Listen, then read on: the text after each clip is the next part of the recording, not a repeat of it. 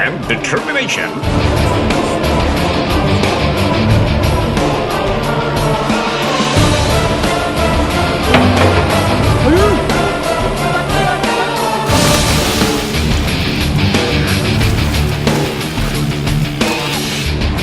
This is what the Spartan Obstacle Course Race is all about.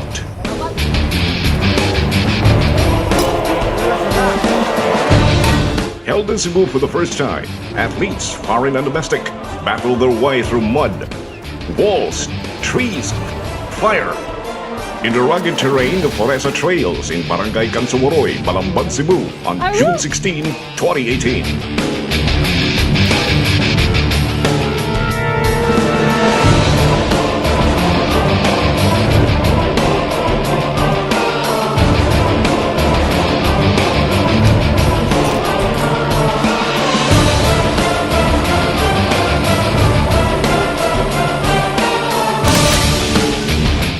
The Spartan Obstacle Course Race covered 5 kilometers with 20 obstacles, sprawling through the great outdoors.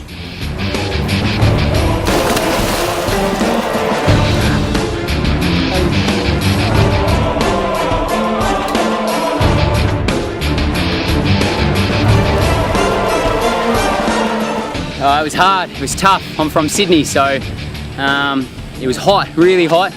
Lots of hills, but beautiful. Really tough. This last section of course really burns the forearms. So it was a tough race. Loved it. The guys from Spartan Philippines did a really good job.